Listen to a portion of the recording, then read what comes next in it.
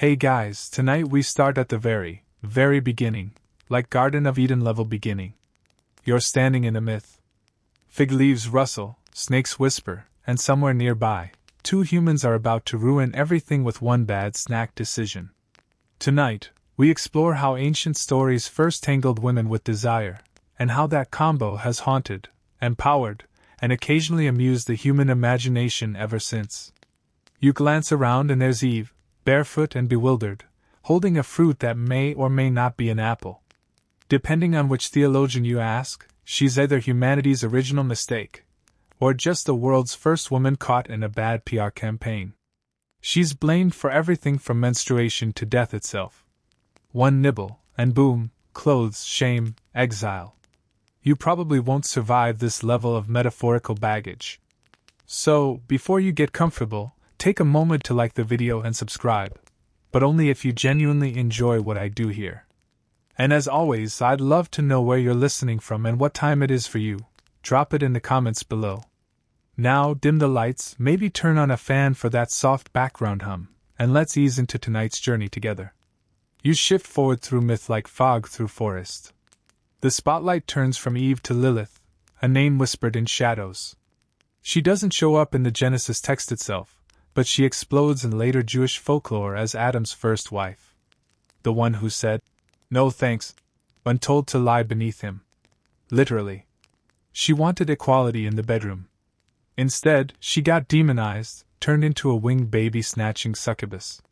Historians still argue whether Lilith reflects the suppressed goddess archetype, a cautionary tale, or just medieval men being a little too creative on slow scroll-copying nights. But her legend stuck.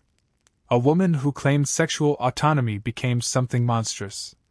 Suspicious how that keeps happening.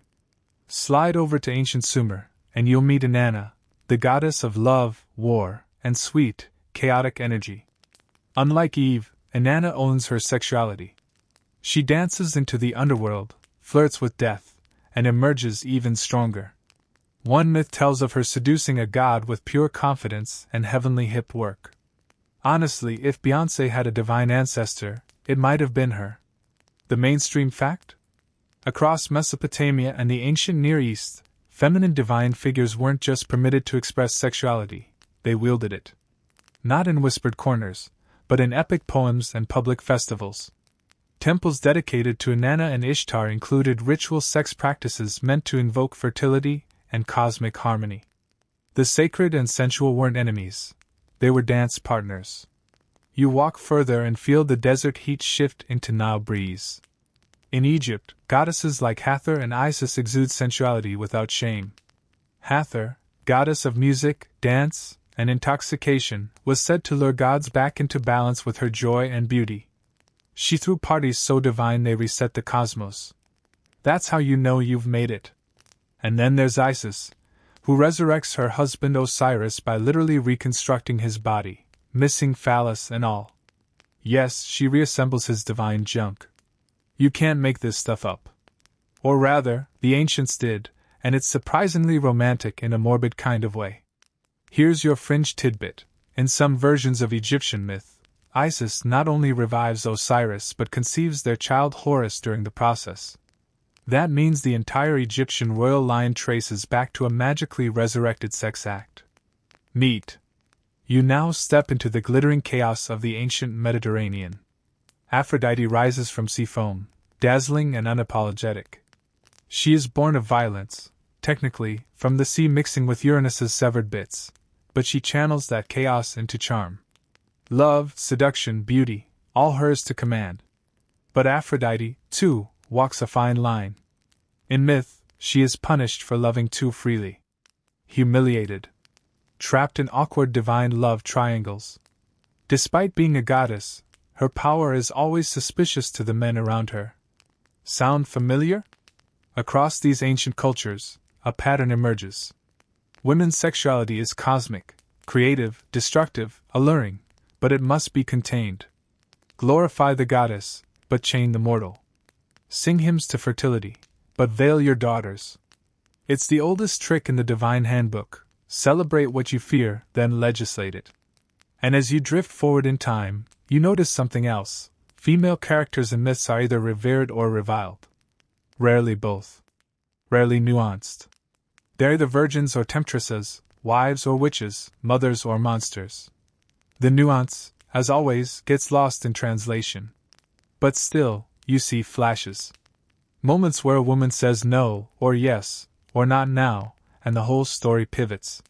Sometimes she's punished. Sometimes she wins. And sometimes, like Lilith, she simply vanishes, only to reappear centuries later in unexpected places: feminist manifestos, horror films, Halloween costumes. You curl up beside a flickering campfire and realize that these myths aren't dusty tales. They're survival maps. Not always accurate. Not always fair. But full of clues. And as the embers glow, you start to trace the line forward, the long, winding, tangled thread of women navigating the intersection of sexuality, power, and story.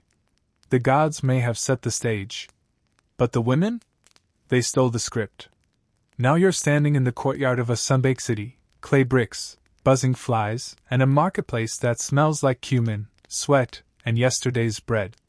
Mesopotamia, somewhere between the Tigris and Euphrates, where tablets outlast dynasties and law is etched in cuneiform like it's afraid you'll forget.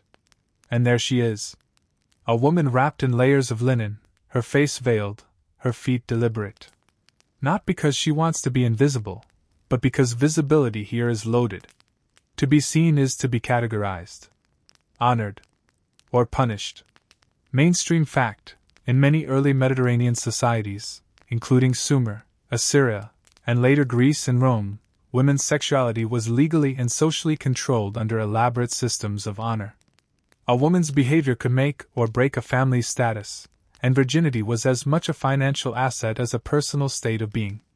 We're not talking poetry here, we're talking law codes and dowries. The Code of Hammurabi, that Babylonian list of dos, don'ts, and definitely nots, has whole sections about marriage, adultery, and what to do if your wife is caught drinking in the tavern. Spoiler, it's not good. Women's sexuality wasn't seen as their own, it was a family's reputation, a man's right, a society's symbol of order. You watch as a young bride is escorted through the city, adorned in beads but silent. Her body may now belong to her husband, but her virtue always belonged to someone else. Probably her father, maybe her brother, and definitely her community. She smiles like she's practiced. You slip down an alley and find something interesting. A temple courtyard, not for gods of thunder or sun, but for the goddess of love. In some Sumerian and Babylonian traditions, women served in temples as sacred attendants, performing rituals that honored fertility and divine union. Here comes your quirky tidbit. In certain periods, especially under Inanna or Ishtar's cult, ritual sex was part of temple practice. It wasn't sleazy. It wasn't scandalous. It was sacred. Priestesses might symbolically marry kings in ceremonies meant to renew the land's fertility. The idea? When divine feminine and masculine forces unite, crops grow, rivers rise, and babies are born. It's a vibe. But here's the twist: outside that temple? Entirely different rules.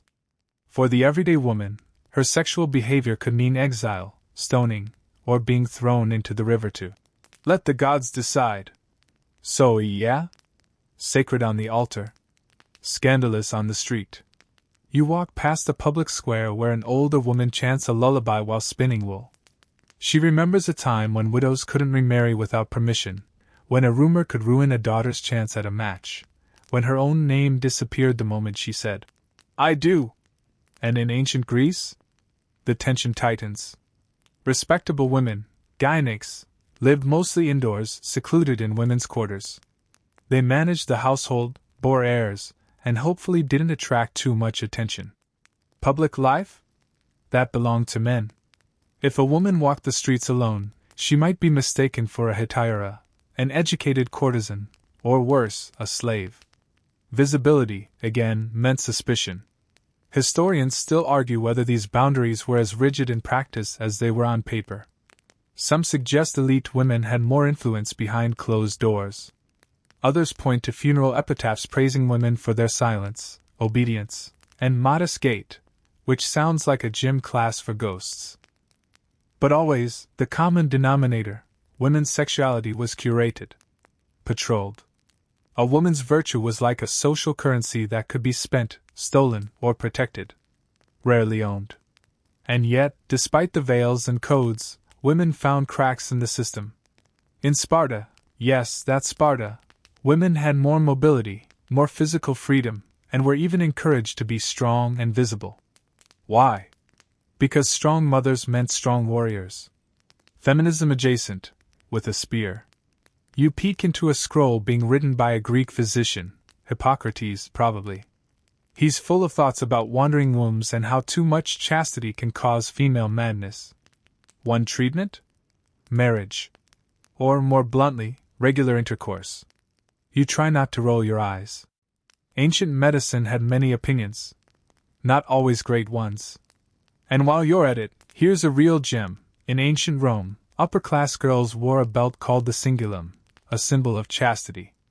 It was ceremonially untied on her wedding night. Decorative, symbolic, and deeply patriarchal. Think of it as an ancient purity ring with more embroidery and worse lighting. You make your way through the outskirts of the city, where enslaved women live in cramped rooms. Their stories rarely survive. But they were there, serving, enduring, sometimes resisting in whispers.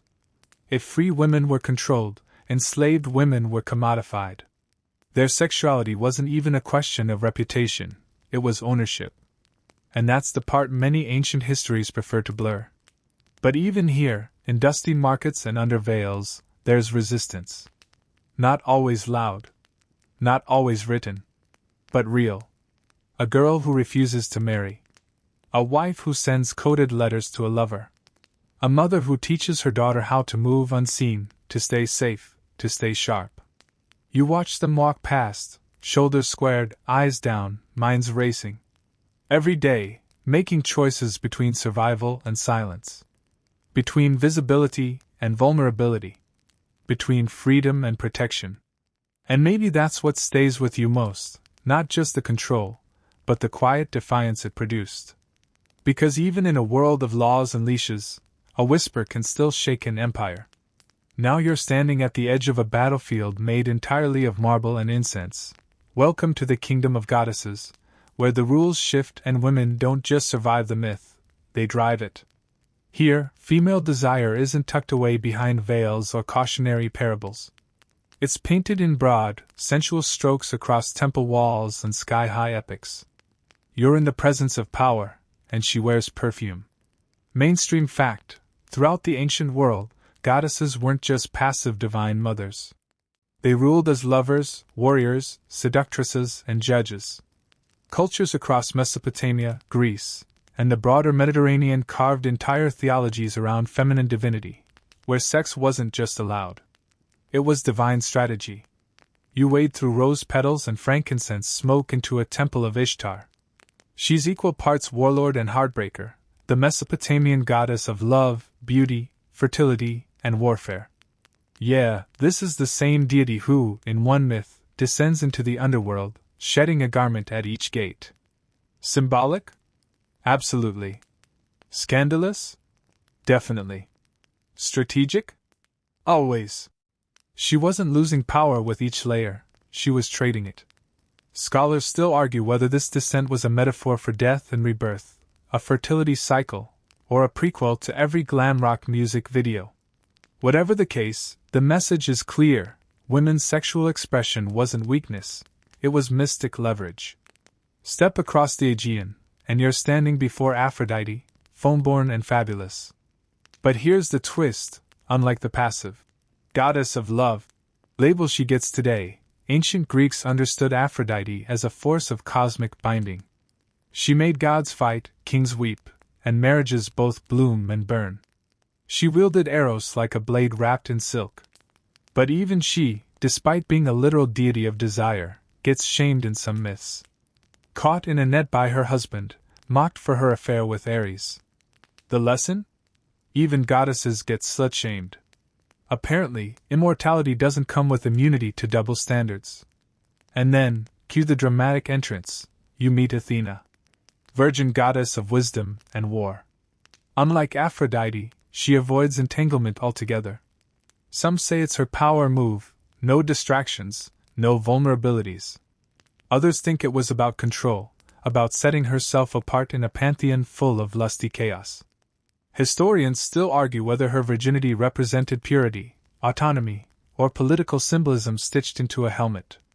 Meanwhile, in Canaanite myth, there's Anat, a warrior goddess who's both blood-soaked and sexually liberated. In one inscription, she's described as joyful after battle and rejoicing in love. There's no false modesty here.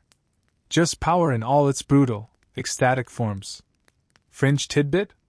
The ancient Ugaritic texts contain a myth where Baal, a storm god, and Anat engage in sexually charged banter that might make modern romance novels blush. It's playful, potent, and suggests a far more nuanced view of female erotic agency than many societies centuries later would tolerate. You peek into Egypt and find Batet, cat goddess of fertility and pleasure. Soft purring wrapped around steel claws. She was associated with protection, domesticity, and sensuality, a rare trinity. Her followers would celebrate with music, dance, and, in some accounts, uninhibited revelry. Think spiritual raves, but with amulets. And let's not forget Hathor, who we met earlier, pouring love songs into the Nile. In some stories, her rituals included drinking, music, and erotic dancing to celebrate life's sweetness. A little indulgence, a little chaos, all in honor of the divine feminine. But back to mortals. These goddesses weren't just stories. They set precedents. In societies that worshipped them, priestesses could hold real influence. And Nana's temple servants weren't fringe figures. They were ritual specialists, poetesses, educators. Some performed sexual rites not for pleasure, but as ceremonial acts tying the divine to the physical. Imagine living in a world where your body wasn't something to cover, hide, or police, but a tool to commune with the divine. That's not just empowering. It's radical. Of course, this wasn't true everywhere. And even within goddess-worshipping cultures, the power often stopped short of the village gates. While Aphrodite reigned in marble and myth, Athenian women still lived under strict patriarchal control. So yes, divine femininity soared, but earthly femininity often trudged. Yet, the goddesses remained.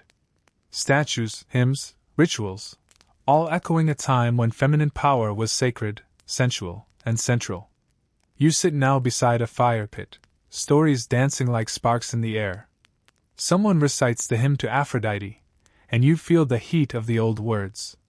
She laughs with deathless lips, she can charm even the coldest hearts. That charm, that force, wasn't always gentle. It wasn't always kind. But it was never small. These goddesses were not just symbols. They were blueprints, warnings, aspirations, justifications. And for the women who heard their names in whispered prayers or painted them on bedroom walls, they were reminders. That to be woman was not to be ashamed. It was to be woven into the cosmos. Desired. Dangerous. Divine. Now you're padding quietly through a marble atrium in classical Athens, sandals tapping against mosaic tiles that probably cost more than your apartment. On one side, high columns, frescoed walls, and the faint sound of lyre music. On the other? Silence. That's where the wives live. Because in ancient Greece, being a respectable woman often meant being unseen, unheard, and preferably indoors. But as always, the real story is much twistier. Especially when you peek around the columns. Mainstream fact: in classical Athens, married women were expected to stay out of public life. Their roles were tied to the household, childbearing, weaving, supervising slaves. They were considered legal dependents, first to their fathers, then to their husbands. The goal? Preserve lineage. Ensure paternity. Avoid drama. Or as ancient laws might put it, keep the womb quiet. You step into the gymnasium, the women's quarters, where a young wife stares out at the sun-drenched garden, dreaming of something beyond dinner prep and childbearing. She's 15, maybe 16, married off to a man twice her age. Romance? Optional. Obedience? Required. And yet, Just a short walk away in the same city, you find another kind of woman. A hetaira, courtesan, conversationalist, cultural tastemaker.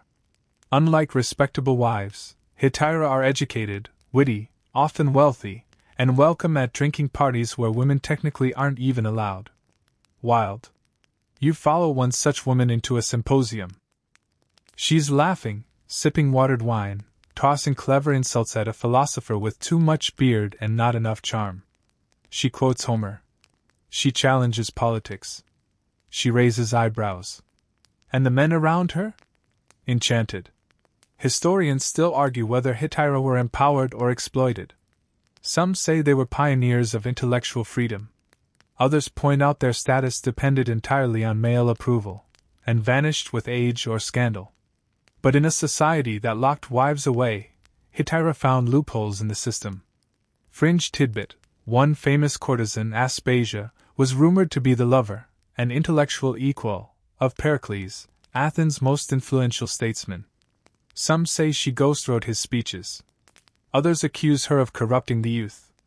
Either way, she stirred the pot. Meanwhile, Spartan women were doing pull-ups in the background. Unlike their Athenian counterparts, Spartan girls received physical training, public education, and were encouraged to speak boldly. Because in Sparta, strength wasn't just tolerated, it was patriotic. Mothers told their sons, "Come back with your shield, or on it." You don't get that kind of maternal pep talk in Athens. You climb a hill and overhear a debate in a shaded portico. The men speak of sophrosyne, modesty, self-control, the ideal virtue. But the way they talk about women's modesty? It's less about character and more about property. A good wife is silent, invisible, loyal, a vessel. And still, in between the cracks of marble morality, women rebel. Quietly. Cleverly. A girl sends a hidden note with a servant. A mother arranges a secret meeting under the olive trees. A widow, now free of her husband's guardianship, uses her dowry to support local theater, or maybe fund a small rebellion. And then there's Sappho. You now drift to the island of Lesbos, where poetry hums like waves against the cliffs. Sappho's verses speak of longing, jealousy, kisses sweeter than spring's first bloom. Her love poems to women are tender, raw, and, depending on your translator, deeply charged. Ancient critics called her the 10th Muse. Roman poets couldn't decide if she was dangerous or divine. Her surviving fragments are few, but potent. One reads, "Someone will remember us, I say, even in another time. And here you are." She may not have marched through Athens waving a banner, but her words lingered. A quieter kind of rebellion. A sensual memory that outlasted marble empires. You watch as Greek theater stages tragedies starring powerful women: Antigone, Medea, Lysistrata. Were these characters cautionary tales or reflections of real female frustration? Scholars debate. What's certain is they gave voice, even in fiction, to women who refused to play nice. At nightfall, you find yourself back in the gymnasium. The wife is older now. Wiser. She's reading a scroll by lamplight, a secret she keeps behind a curtain. Maybe it's Sappho. Maybe it's a prayer. Maybe it's just hers. Because even behind closed doors, the mind wanders. The heart stirs. And in a city that thinks it knows what women should be, some women quietly decide for themselves. They are not just mothers or mistresses. They are listeners. Writers. Rebels. And sometimes, just sometimes, the columns don't keep them in. The sun blazes higher now, the air heavier, richer with the scent of citrus and ambition. You're in Rome, the Rome. Think statues, senators, and scandal. Empire on the outside, drama on the inside. And at the heart of it? Women navigating a world where virtue was a coin, and sex a weapon. Mainstream fact: Roman society prized pudicitia, a woman's sexual modesty, chastity, loyalty. The perfect Roman matron was faithful, fertile, and firmly off the streets. Marriage was strategic, often arranged, and closely policed by families with a lot to lose and even more gossip to manage. You trail behind a stately woman named Livia. Draped in impeccable stola, she moves like marble come to life.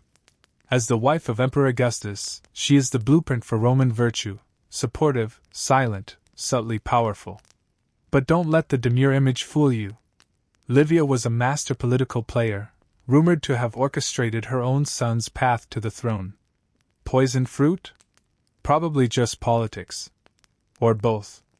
Meanwhile, Roman law gave husbands wide latitude over their wives. Adultery? A crime for her. For him? A Tuesday. If caught, a woman could be divorced, exiled, or worse. But men? They were expected to indulge, so long as their partners weren't another man's wife or a respectable citizen. Mistresses, enslaved women, even young men, perfectly acceptable. You can almost hear the double standard screaming in Latin. But here's the curveball: Roman women could own property. They could run businesses. Widows, in particular, gained serious autonomy. And in the imperial court, some women wielded more power with a well-timed whisper than an entire legion. Fringe tidbit: Julia the Elder, Augustus's daughter, was notorious for her boldness. She flouted sexual norms so flamboyantly that she was eventually exiled. Legend says she joked that her lovers were like ships, always welcome when the harbor was open. That sound? 1,000 Roman senators fainting into their tunics. And then there's Messalina, wife of Emperor Claudius, alleged nymphomaniac and scandal magnate. Ancient historians, all male, go figure, claimed she competed in a brothel to see who could sleep with more men in one night. Is it true? Doubtful. Is it salacious? Absolutely. Historians still argue whether Messalina was a wild rebel, or just smeared by powerful men who feared her influence. Over in the Subura, the bustling heart of Rome's underclass, you step over stray dogs and dice games to reach a woman selling herbal remedies. She knows things about herbs that prevent pregnancy, potions to reignite desire, and prayers whispered under full moons. These unofficial medics and midwives were part healer, part priestess, part survival guide. Their knowledge? Priceless. Their status? Precarious. You stop by a shrine to Venus. Offerings of roses, mirrors, and polished shells sit beside figurines of the goddess in classic contrapposto. Unlike the sanitized Christian saints to come, Venus was allowed to be all things: lover, mother, mistress, muse. She wasn't punished for being desirable, she was desire. And Roman literature? Oh, it drips with tension. Ovid's Ars Amatoria reads like a flirty how-to manual. He tells men how to win women, and tells women how to cheat without getting caught. It's clever. It's cheeky. It also got him exiled. Apparently, even poetry has consequences when your emperor's in a mood. You stroll into a villa where women recline on cushioned couches, sipping wine during a private banquet. These aren't street women. They're docte femini, educated, elite, often sharp as daggers in their discourse. One recites verse. Another laughs at a joke in Greek. They move through these roles, wife, lover, hostess, with the grace of trained dancers on a stage where the script keeps changing. But don't romanticize it too much. Beneath the glitz and garlands, the power imbalance still looms. For every noblewoman who maneuvered her way through palace intrigue, there were countless enslaved women subject to the whims of their masters. Their stories, often untold, haunt the backdrop of every Roman mosaic. And yet the cracks let light in. An inscription from Pompeii reads, "Successus loves Iris, she doesn't care for him." Just graffiti, sure.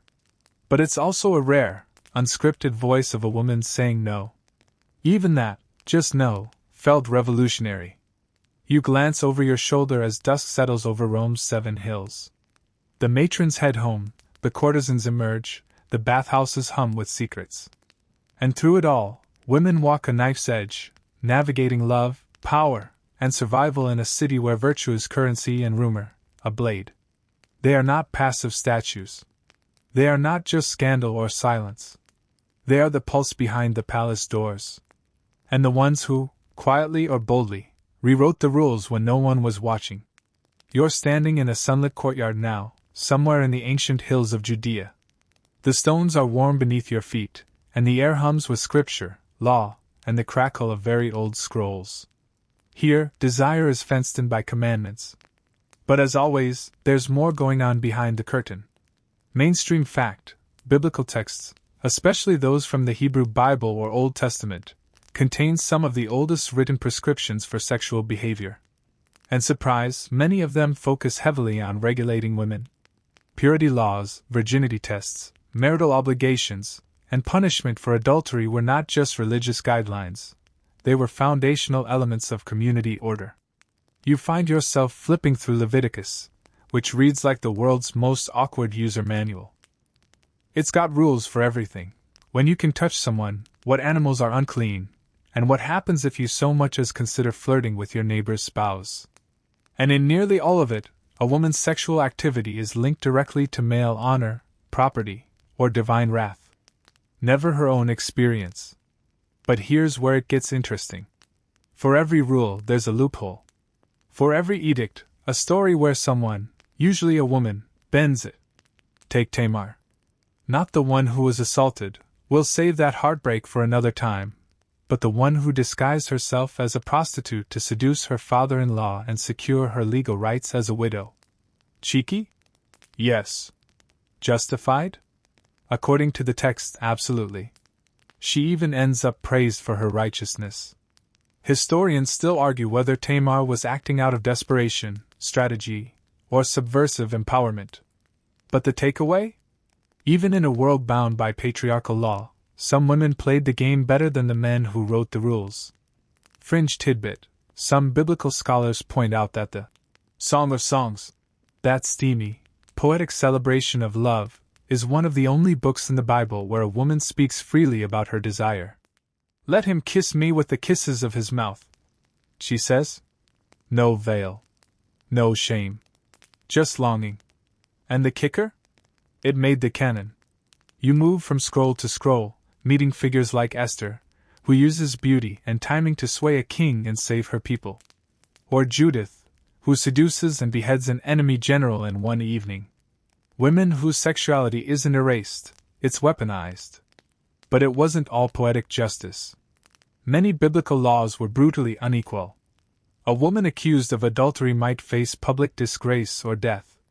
A virgin who was raped could be forced to marry her attacker, as long as he paid her father. Love had little to do with it. Survival? Everything. And yet, behind the laws, in the daily life of women, you sense a current of quiet rebellion. A merchant's wife teaches her daughter not just to knead dough, but to hide letters in it. A shepherd's daughter whispers prayers not written by priests but passed down from grandmothers. In kitchens, gardens, and birth chambers, women pass secrets, wisdom, warnings. They know how to track the moon. They know when a look lingers too long. They know how to say yes, or no, without words. You step into a small stone home where a midwife prepares herbs over a low fire. She hums softly, her fingers deft. She knows what stops bleeding, what stirs desire, what ends a pregnancy. The law may be written in temples, but the body's knowledge lives here, in hands like hers. And now, in a candlelit chamber, a group of women gather, cloaked, quiet, aware of every creak in the floorboards. They pray. But not just the standard verses. They ask for protection, fertility, healing. They chant blessings for passion and strength. For safe births and safe secrets. This isn't just religion, it's resistance wrapped in ritual. Because while male scribes debated whether women's hair was tempting or dangerous, actual women were making decisions. Not always freely. Not always safely. But always somehow their own. You turn the corner and encounter Mary Magdalene, that eternal question mark. Sinner or saint? Prostitute or patron? The Gospels don't say she was a sex worker, but later writers did, branding her with a label that stuck for centuries. Why? Because she traveled with Jesus. Because she spoke. Because she mattered. Some scholars suggest Mary Magdalene was deliberately rebranded to diminish her influence. Others argue she represents the blurred boundary between purity and desire, faith and flesh. Whatever the case, she refuses to disappear. She's in paintings, poems, pop songs. Still whispering. And just like that, you're back in the courtyard, the air thick with prophecy and paradox. Women in the biblical world were hemmed in by law, but not erased. They spoke through songs, stories, and sidesteps. Through rituals both public and private. Through the quiet power of endurance. And for every patriarch who believed he controlled their stories, there was a woman somewhere rewriting hers in the margins. Now you're standing at the heavy oak gates of a medieval convent, the bells tolling in the misty gray of early morning. Doves scatter overhead, and a novice in a wool robe nods as she passes, her arms full of bread and prayer. Welcome to a world of saints, sinners, and sealed doors, where the boundaries between desire and devotion get very blurry, very quickly. Mainstream fact: in medieval Europe, the Church had an iron grip on sexual morality. Marriage was sacred, virginity was prized, and nearly everything else, especially for women, was suspect.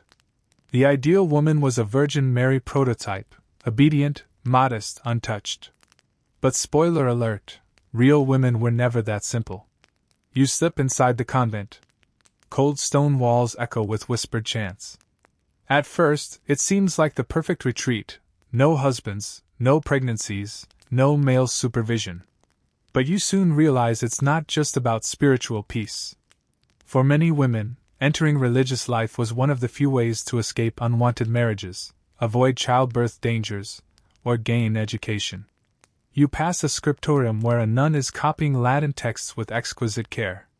She's not just transcribing scripture, she's adding notes in the margins. Personal thoughts. Observations. Some even bold enough to critique the Church's stance on women. Quill in hand, rebellion in ink. Fringe tidbit? Hildegard of Bingen, one of the most famous medieval mystics, claimed divine visions, composed music, and wrote detailed, and frankly spicy, descriptions of female anatomy. Historians still argue whether her visions were spiritual experiences, migraines, or simply the medieval version of women saying, "You're gonna listen to me whether you like it or not." But here's the curveball. Despite preaching chastity, the Church couldn't stop fantasizing about women's bodies. Medieval penitentials, basically confessional handbooks, included lists of obscure sins and their corresponding punishments. And some were oddly specific. Like, if a woman uses a carved vegetable for pleasure, she must fast for 20 days. Yes, that's in a book somewhere. And yes, someone wrote that with a straight face. Even female saints weren't spared. Take Saint Agnes, a child martyr who, legend says, was stripped and paraded naked in a brothel for refusing marriage. An angel supposedly covered her body with blinding light. Message received: female chastity was so powerful it could shame an entire city. You walk past a monk in the cathedral cloister who looks guilty just making eye contact. The Church taught that women were temptresses by default, Eve's great-granddaughters, vessels of sin. Yet priests couldn't stop writing sermons about how dangerous women were, especially if they wore perfume, or sang, or walked confidently. The more you read, the clearer it becomes. The Church tried to elevate women as symbols while fearing them as real people. Virgin martyrs were celebrated. Wives were tolerated. Widows were suspicious. And sexually active unmarried women? Literal demons. You cross the threshold of a small village chapel. A mother lights a candle for her daughter's future husband, then whispers a different kind of prayer at the altar. One for protection, maybe a little luck, and perhaps that her daughter never meets someone like her own husband. The official liturgy says one thing, her heart says another. And yet, behind these rigid structures, you find tenderness. In letters between nuns. In the careful embroidery of altar cloths. In poems written by women who knew longing, even if they never named it. The convents became spaces of unexpected intimacy. There are records, delicate, censored, but there, of emotional and possibly romantic relationships between women in religious communities. Shared beds. Vows of spiritual sisterhood. Late-night confessions that sound suspiciously like love letters. Historians still argue whether these were platonic or erotic, whether they were spiritual metaphors or coded desire. But when you read a 12th century nun writing, "You are always in my thoughts, my beloved, my joy, my heart's delight," You don't need a degree to feel the pulse beneath the ink. Elsewhere, women found their own rituals. Folk practices mingled with Christian rites.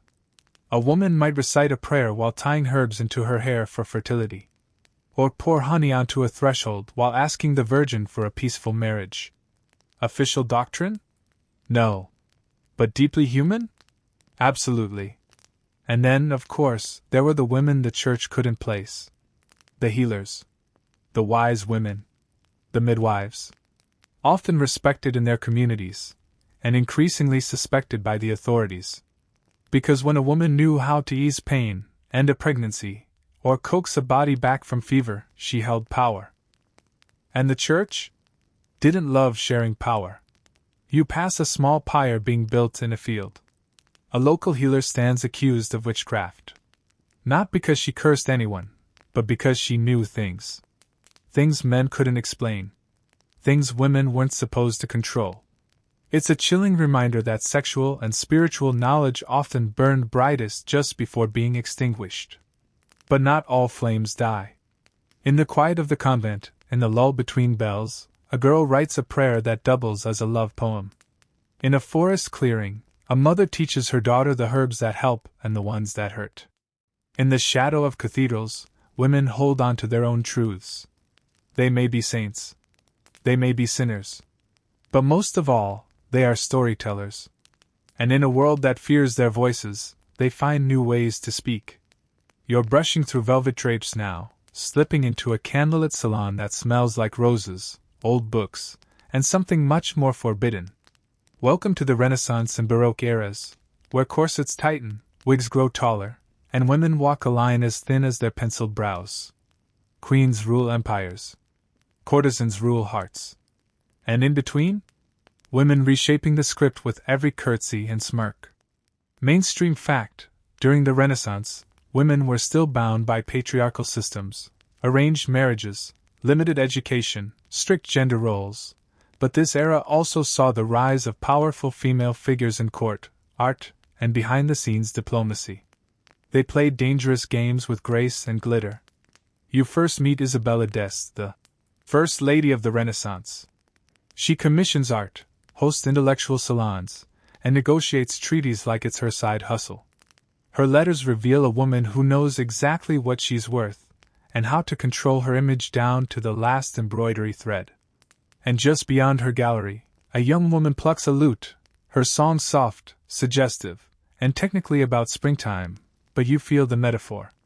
She's a cortigiana honesta, a honest courtesan. Educated, musically trained, fluent in poetry and diplomacy. Basically a cultural influencer, 1500s edition. Unlike lower-class prostitutes, these courtesans were courted themselves, by artists, philosophers, and sometimes cardinals. Fringe tidbit: Veronica Franco, a Venetian courtesan and poet, published her own seductive verses and letters. She even defended herself against charges of witchcraft by pointing to her refined language. "I'm not dangerous," she all but said. "Just literate and gorgeous." Historians still argue whether Franco was a proto-feminist or simply playing the only role available to smart, unwed women with ambition and a killer wardrobe. You cross into France now, where Catherine de' Medici holds court with poison rings and astrologers. She arranges marriages, suppresses rebellions, and throws bal d'ardents, masquerade balls where, allegedly, people flirt with more than fate. Her court is a labyrinth of lace, suspicion, and sensual politics. Yet she's also the mother of 10. Torn between queenly dignity and dynastic duty. Her sexuality? A tool. A threat. A negotiation. She doesn't get to be simply a woman. She is spectacle, strategy, and scapegoat all at once. You pause in front of a Baroque painting, a voluptuous goddess half-draped in silk, gazing coyly out. Is she Venus?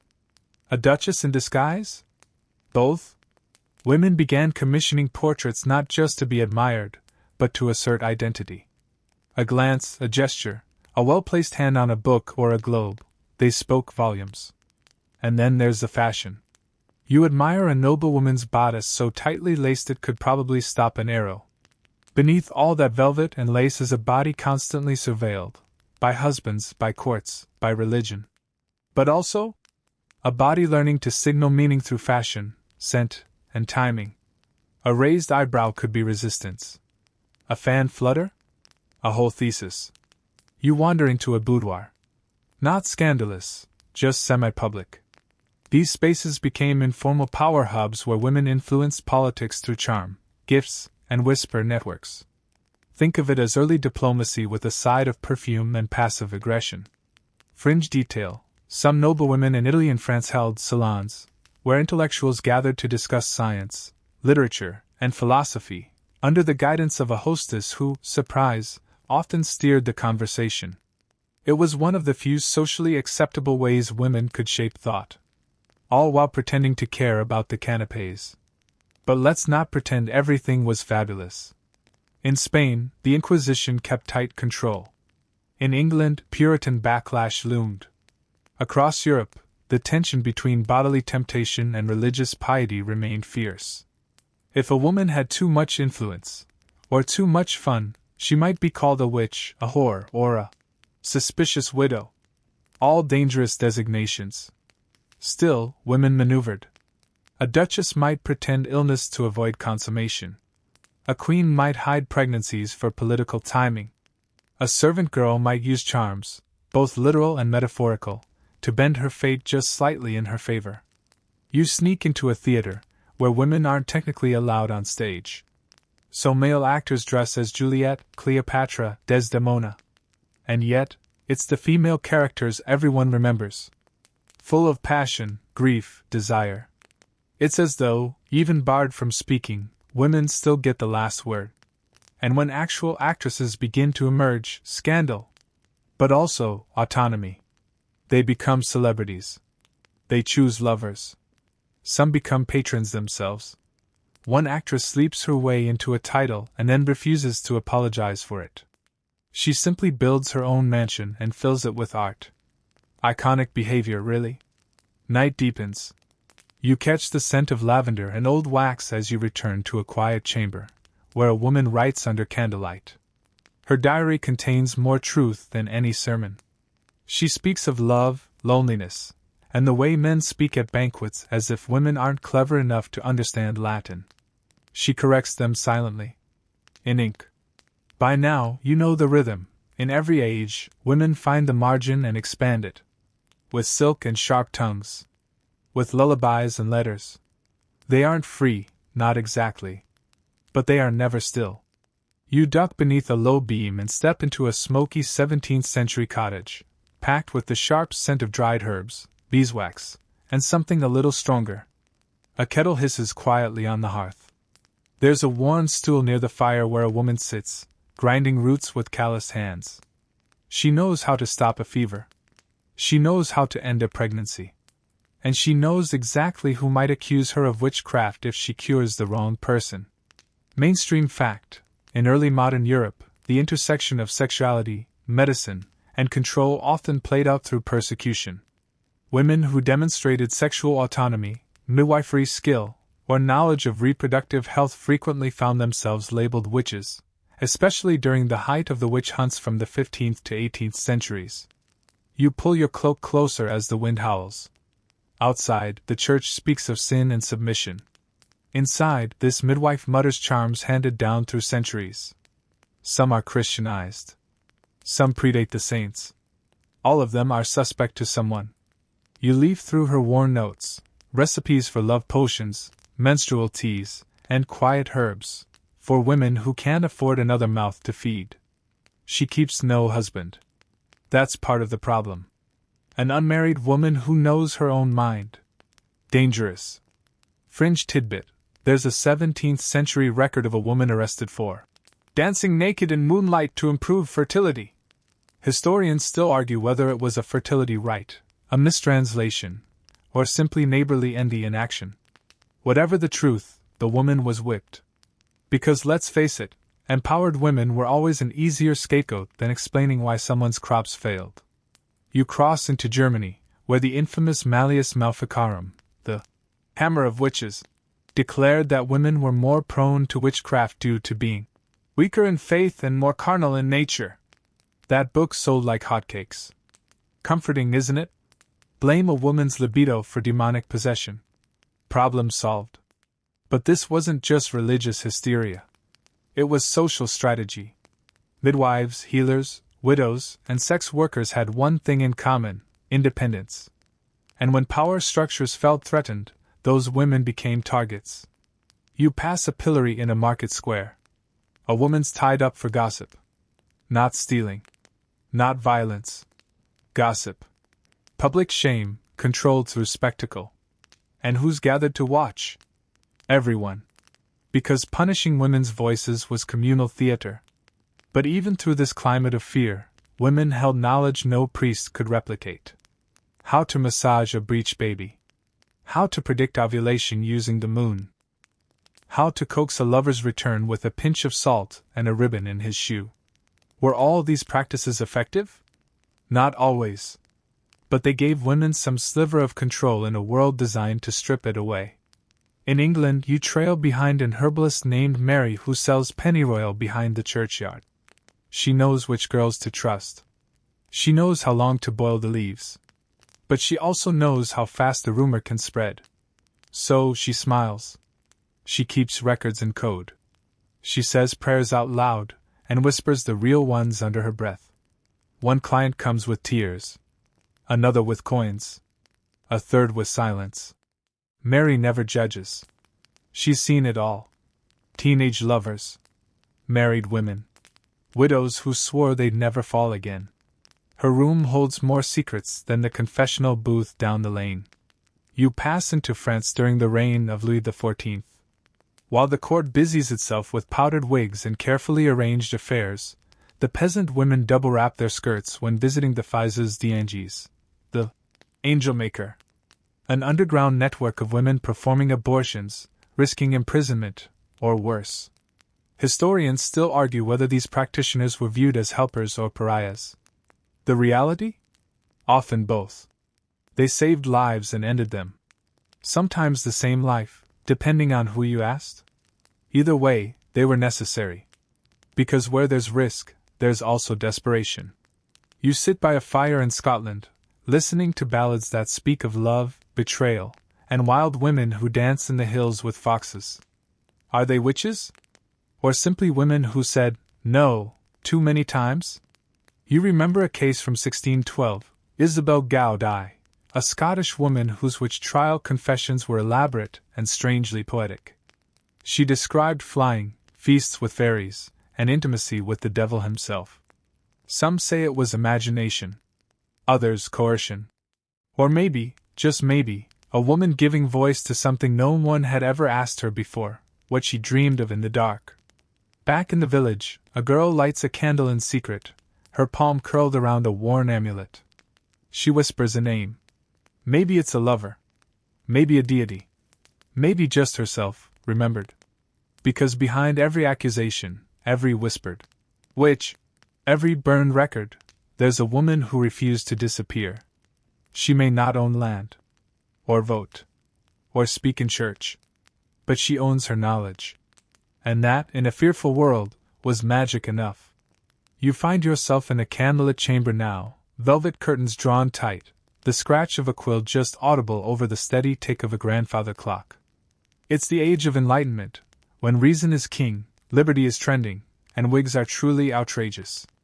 But beneath all that powdered civility, women's private thoughts are being scrawled in diaries, folded into secret letters, and, just occasionally, slipping past the censor's eye into print.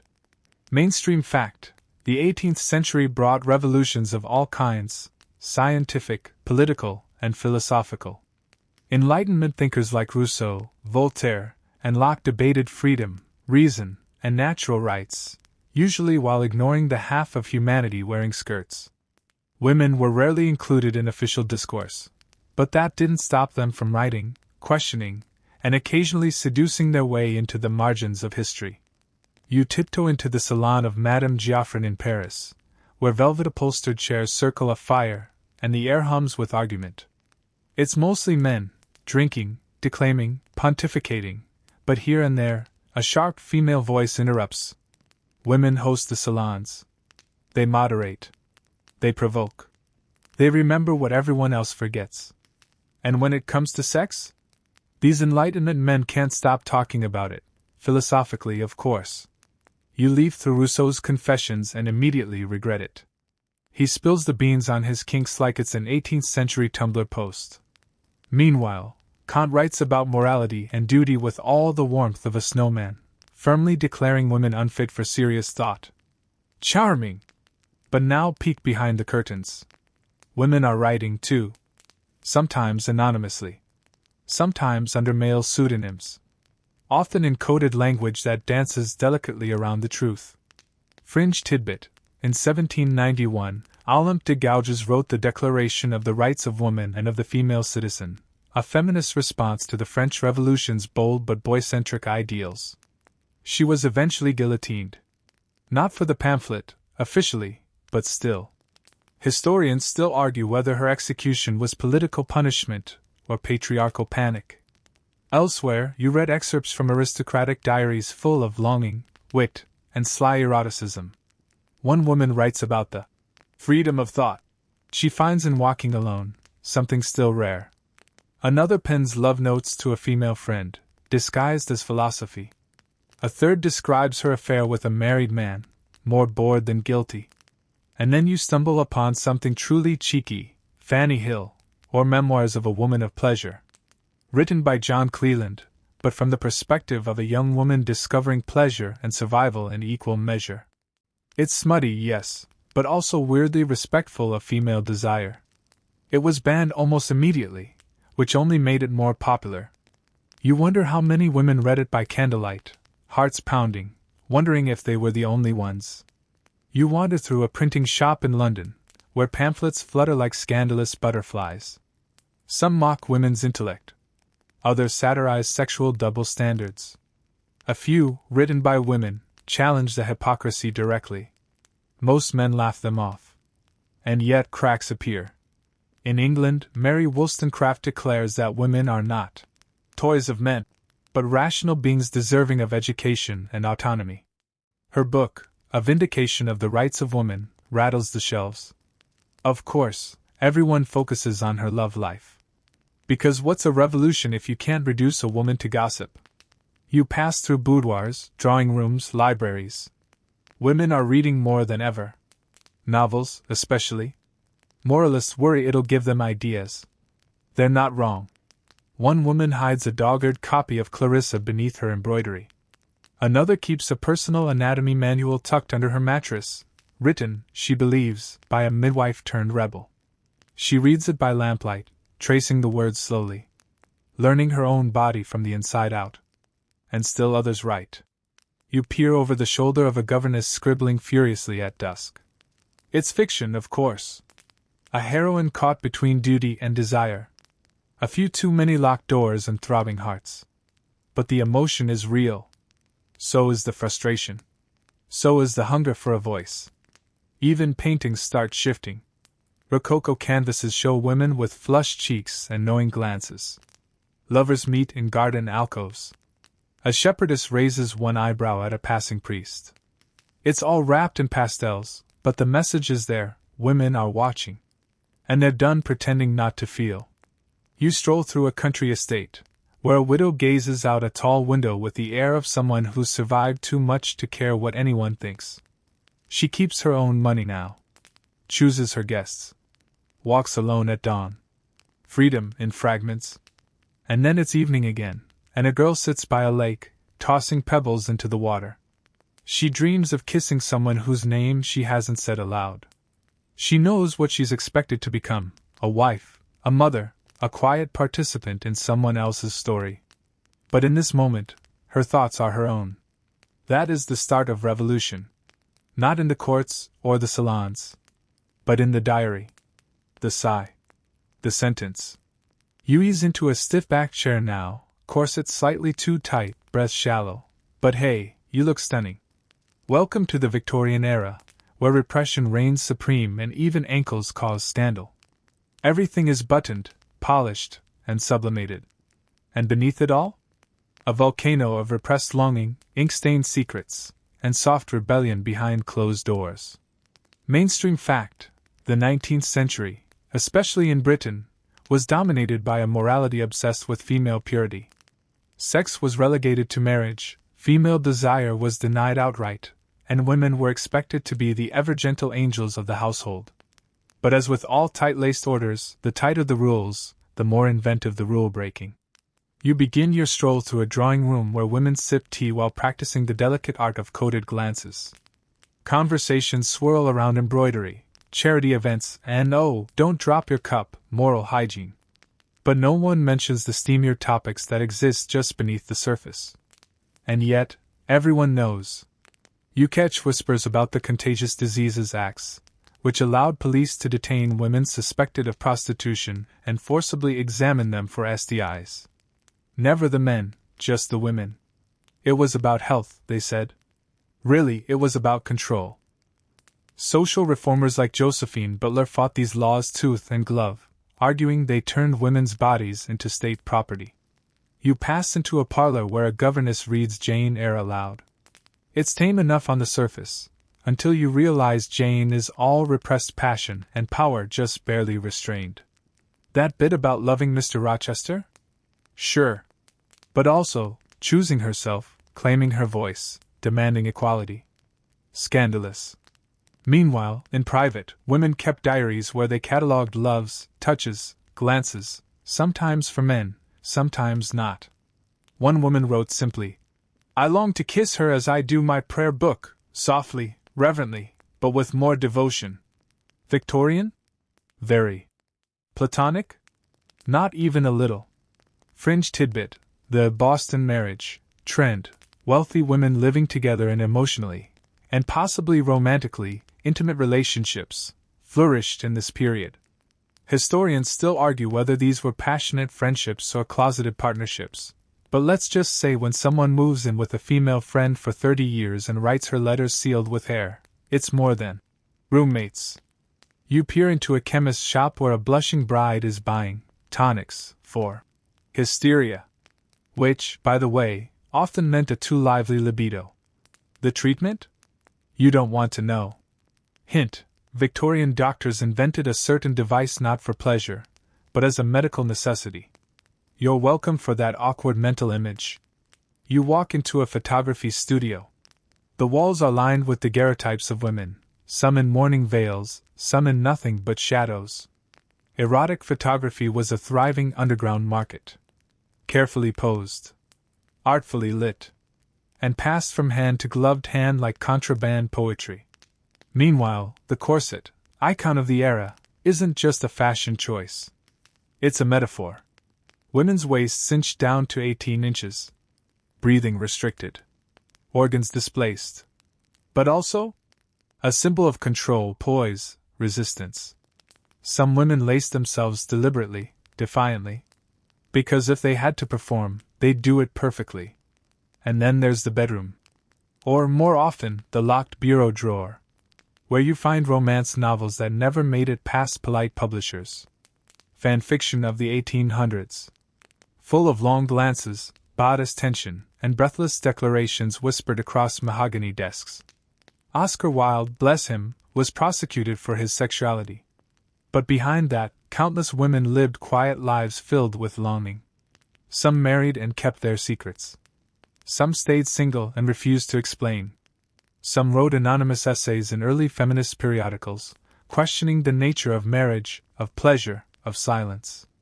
You attend a séance, because of course you do.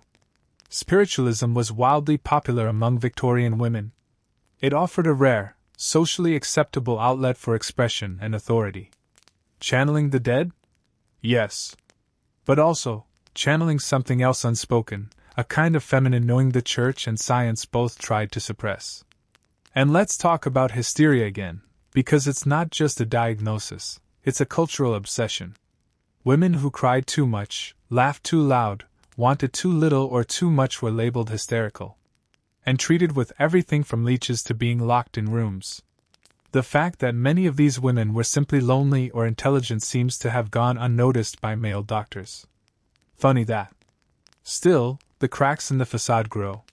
The women's suffrage movement begins to rise, not just in politics but in how women write about their bodies, their minds, their needs. A few even dare to suggest that female desire is not a sin, but something quite natural. Gasp. You meet a widow named Eleanor who keeps bees and doesn't miss her late husband one bit. She writes letters to younger women advising them to stay unmarried. She teaches them about herbs, solitude, and pleasure, though she never uses the word. And just down the lane, a schoolteacher pins a flower into her student's hair, their fingers brushing a moment too long. No one sees. But everything happens in the silence. In the pauses.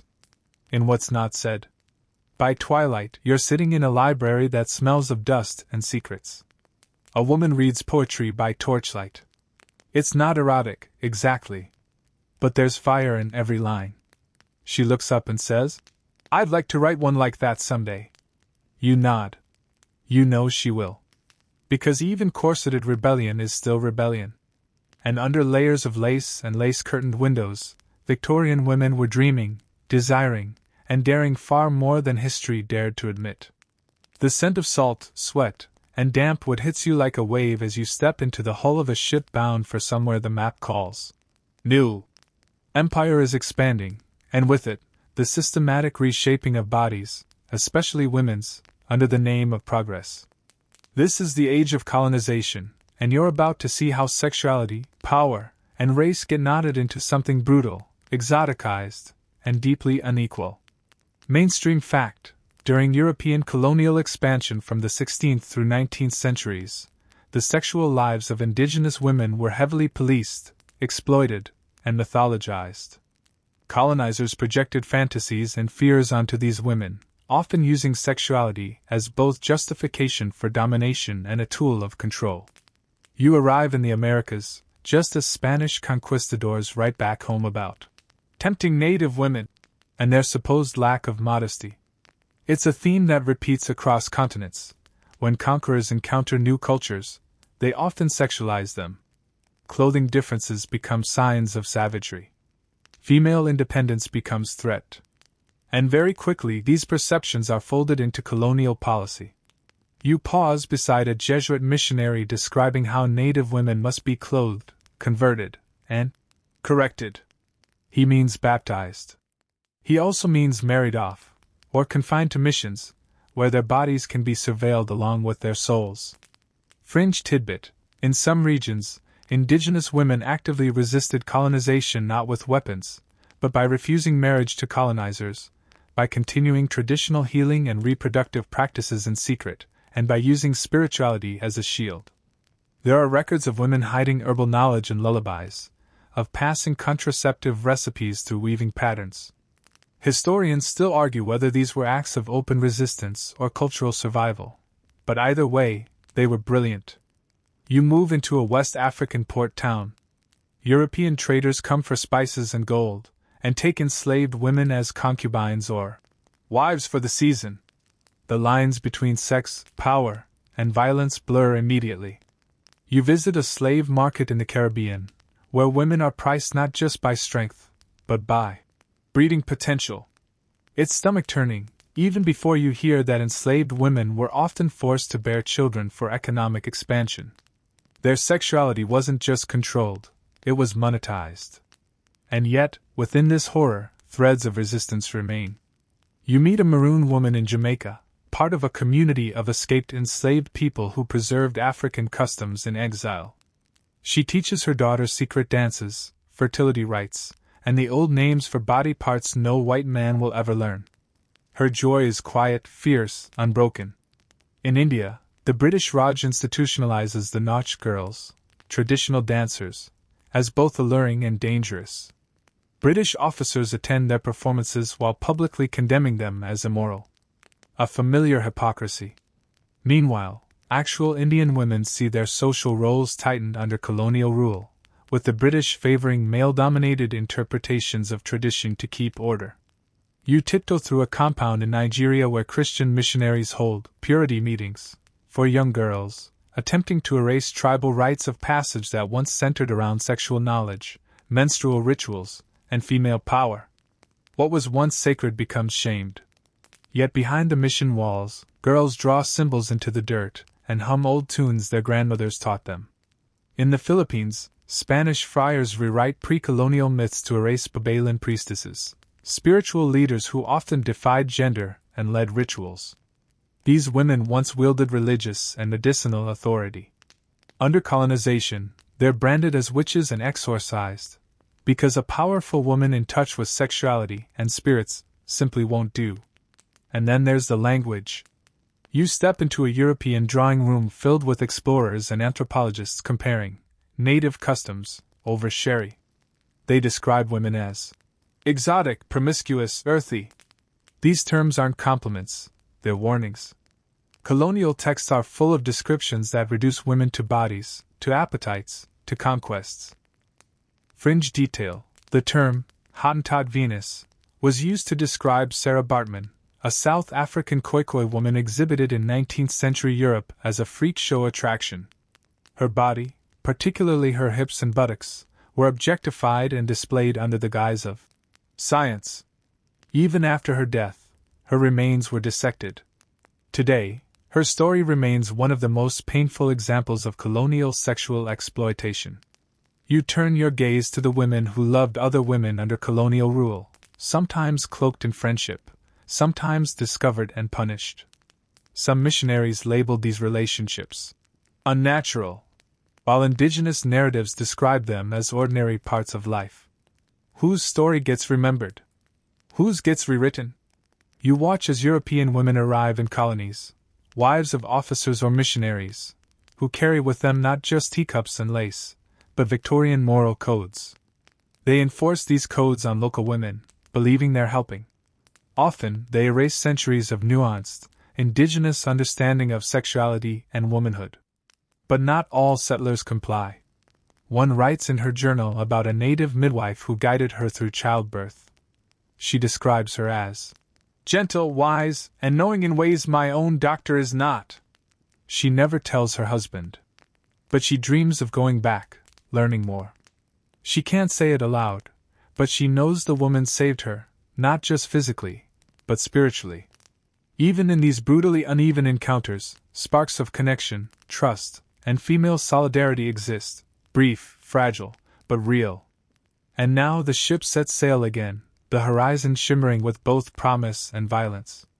Colonial women, both those subjugated and those complicit, live at the intersection of sex, race, and power. Their stories were flattened, erased, simplified. But if you listen close, their voices still echo, in lullabies, in recipes, in footprints along hidden forest paths. They were more than subjects. They were survivors. You step off the steam train into the modern age, your boots crunching on gravel, your hat tilted against the wind of change. The 20th century is a wild, rushing thing. War rips through continents, cities expand upward and outward, and suddenly women aren't just visible, they're marching, voting, marching some more. And in the background? An electric hum of shifting sexual mores. Mainstream fact: the 1900s witnessed the rise of organized feminism, sexual liberation movements, and legal challenges to old restrictions on women's bodies. From suffrage to second-wave feminism, this century rewrote the rules, and then rewrote them again. You light a cigarette beside a flapper in the 1920s. She wears lipstick like armor, dances like she doesn't need permission, and laughs at the idea that a woman shouldn't have opinions or orgasms. She reads The Well of Loneliness in secret, a novel about a woman who loves other women. It's banned, naturally, which only makes it more alluring. And then war arrives. You ride a convoy truck with women nurses in World War I, their sleeves rolled up, their hair tied back. They handle blood, bandages, and bone-deep exhaustion without flinching. But back home? People whisper. Too independent. Too changed. Some never go back to their old lives. Some refuse to marry. Some discover each other. Fringe tidbit: during both world wars, female same-sex relationships became more common, especially in all-women environments like the Women's Army Corps. Historians still argue whether these were temporary coping strategies or genuine love stories repressed by post-war conservatism. Spoiler: probably both. You fast forward to the 1950s. Picture it: suburbs, pearls, marital duty. Everything looks perfect. on the outside. Inside, women like you iron shirts and high heels while slipping Valium between the pages of Good Housekeeping. It's the age of the housewife, and the slow simmer of rebellion. One woman keeps a locked drawer filled with erotic novels and a letter from a college roommate she still thinks about at night. Another joins a book club that becomes, quietly, a consciousness-raising group.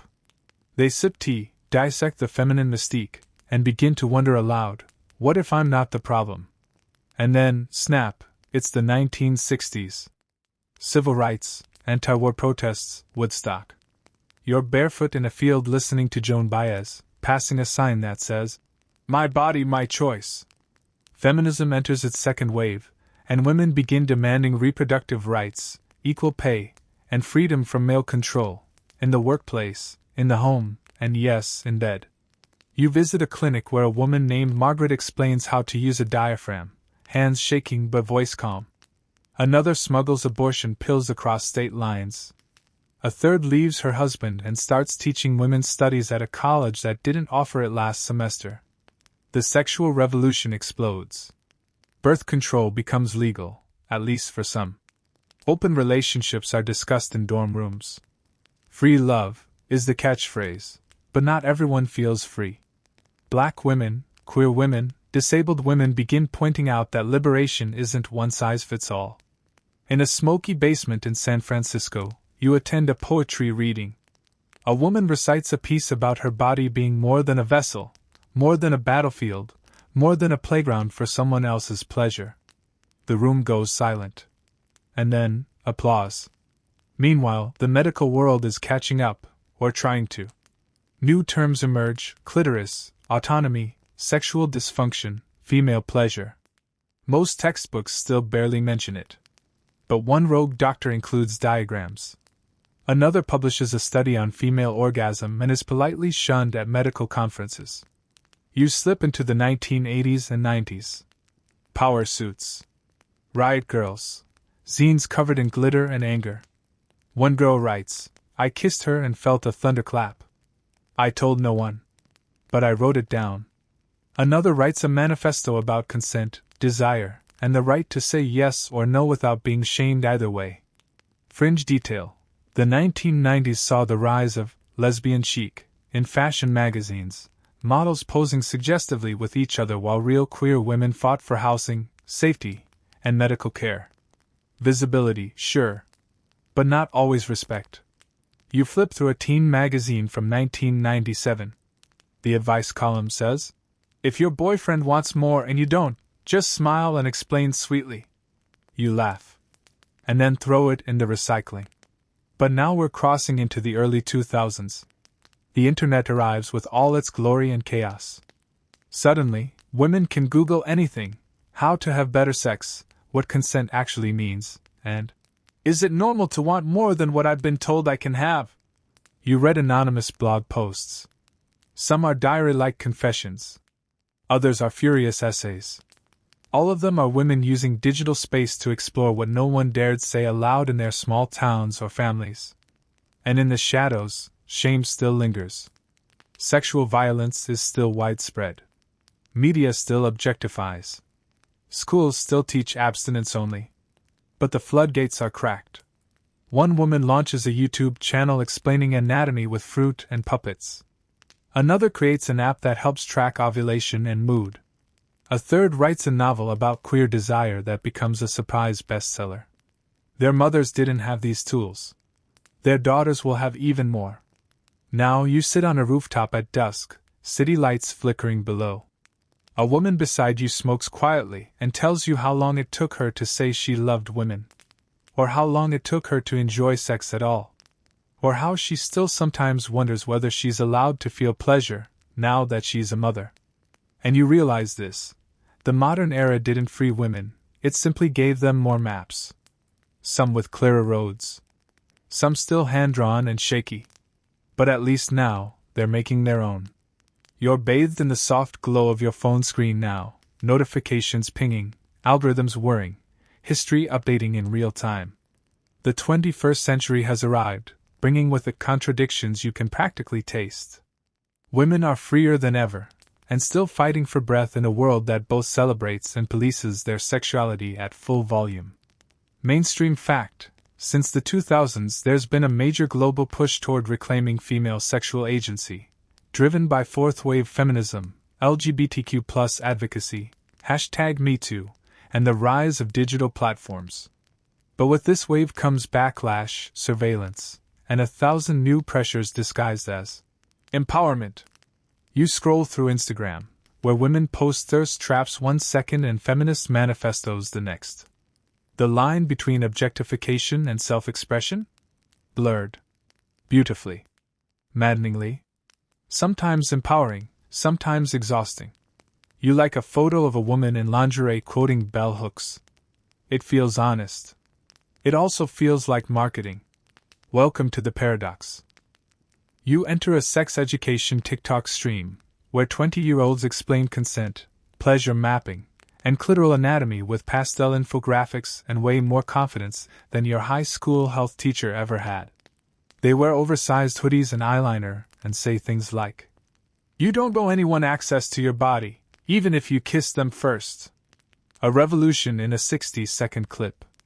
But you also scroll past comments calling them immoral, attention-seeking, or worse. The backlash is as loud as the progress. For every woman speaking freely, another is shadow banned or harassed. For every boundary redefined, there's a creep testing it. And then there's the dating scene. You swipe through apps where bios say feminist and sapiosexual, and also not looking for anything serious. It's an endless buffet of mixed signals. Women are expected to be confident but not intimidating, sexy but not too easy, independent but still flattered when someone buys the first drink.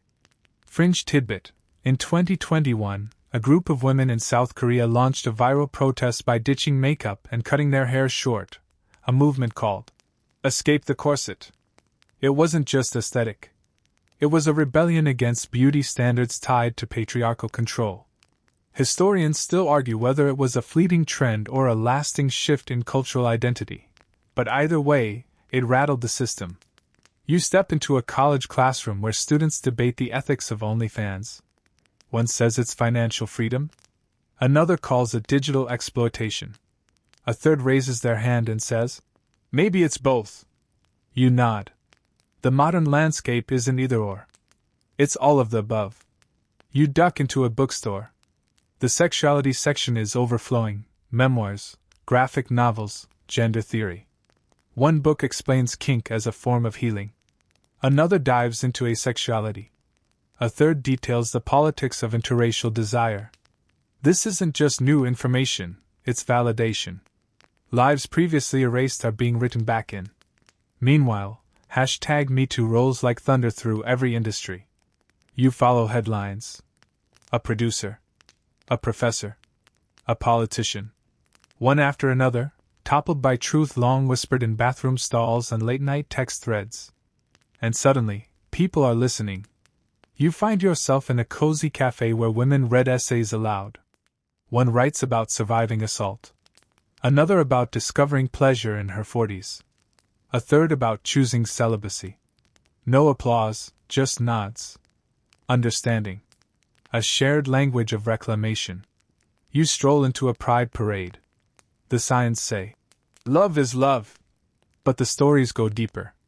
A woman kisses her wife, kids in tow, and says, "My grandmother was forced to marry a man she didn't love. I get to choose. That's why I march." Another wears a patch that says, "Bi and tired." You laugh. Relatable. And on the sidelines, older women watching.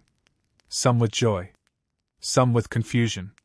Some with a quiet ache for the freedoms they never had. You sit beside one, and she tells you, "I remember when we couldn't say the word lesbian on TV. Now my granddaughter corrects me when I misgender her classmate." And there's the digital underground, still thriving. Anonymous message boards. Discord servers. DMs filled with love letters typed with trembling thumbs. Modern women still hide. But now they choose when, where, and if they'll emerge. Yet danger persists. You watch abortion rights erode in parts of the world, even as others expand access. You see lawmakers argue over trans healthcare, consent laws, sex ed curricula. Control of women's bodies? Still a global obsession. You read tweets by women detailing harassment, shame, and systemic gaslighting. But you also see them celebrated. Hired. Retweeted thousands of times. One woman posts a selfie with the caption, "I was told to cover up. So I wore red lipstick instead." That lipstick becomes a symbol. Not of vanity, but defiance. You meet sex educators who build empires from podcasts and plush vulva diagrams. You meet therapists who help women reconnect with their bodies after trauma. You meet dancers, duelists, dominatrixes, and data analysts, each navigating sexuality with honesty and wit. And you? You keep listening. Because every era, every platform, every movement is built on the quiet echoes of all the women before, scribbling in diaries, slipping herbs into pockets, smuggling pamphlets, whispering dreams in moonlight. The 21st century is loud. But women's voices? They've always been louder. You step barefoot onto a hardwood floor, moonlight pooling through the window as the final stretch of this long, tangled story comes into view. It's the present day. Right now. You feel it in the way your body holds contradiction, tension and ease, softness and armor, power and vulnerability all wrapped into one skin. Mainstream fact: the ongoing global discourse about women's sexuality continues to evolve with increasing awareness of intersectionality, how race, class, gender identity, ability, and culture shape each woman's experience differently. No single narrative defines the role of women anymore. It's plural, layered, and beautifully messy. You scroll through a feed where someone posts, "Your body is not an apology." The words hit different today. Because now the conversation is no longer just about freedom from control, but also about freedom to explore, to rest, to refuse, to redefine. In a counseling session, a young woman whispers about finally enjoying intimacy after years of shame. Across the globe, another woman live streams a Q&A about menopause, cracking jokes and explaining hot flashes like she's reading horoscopes. One teenager writes a zine on queer longing in Catholic school. Another grandmother joins a burlesque class at 70. For the core strength and the thrill of being looked at on my terms. Fringe tidbit: in Kenya, a grassroots movement of elders known as Nyambakumi, 10 households, includes women working quietly to reintroduce rights of sexual autonomy, buried under decades of colonial and religious pressure. Historians still argue whether these revivals are modern feminist resistance, or simply cultural memory resurfacing. Maybe they're both. You walk into a protest. Signs say, "My body, my data," and "Pleasure is political." It's not just about reproductive rights now, it's also about digital privacy, healthcare access, and teaching kids real consent before they ever learn geometry. Meanwhile, a girl records a podcast in her bedroom about navigating first love, body dysphoria, and why her grandma always whispers the word period. 10,000 people tune in. Just like that, a new kind of history is being written. And in some spaces, yes, still, shame lingers. In churches, classrooms, courtrooms. But in others? Joy reigns. Girls dance at pride parades, grandmothers talk sex over brunch, survivors hold each other's hands in the waiting room and say, "You're not alone." You stroll through a museum featuring female pleasure through the ages.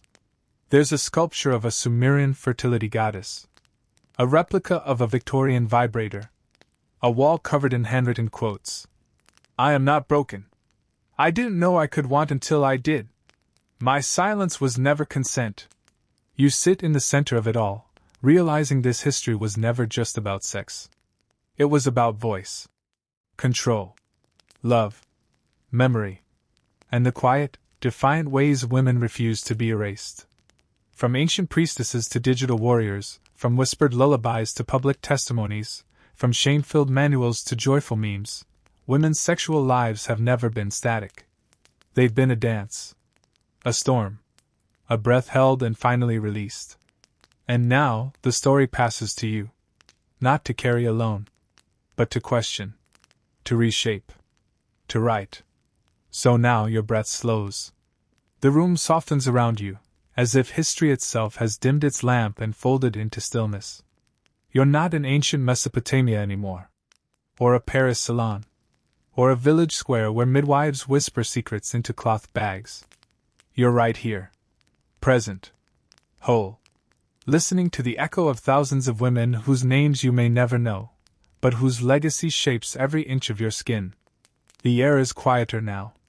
Less urgent. As if the stories themselves are settling down beside you, curling up like letters tucked between pages. You feel their warmth. Their ache. Their laughter. There is no tidy ending. Only continuity. Tomorrow, someone else will fall in love for the first time. Someone else will say, no, and mean it. Someone will discover joy where shame once lived. And someone will light a candle and write the next sentence. You are not alone. You never were. Let that settle in your chest like something holy. Let your breath slow even more. Let your body soften. Let the past become a rhythm in your bones, not a burden on your shoulders. And as you sink deeper into this quiet moment, know that you are part of something vast and vital and still unfolding. The story isn't finished. But for tonight, it can rest. Good night.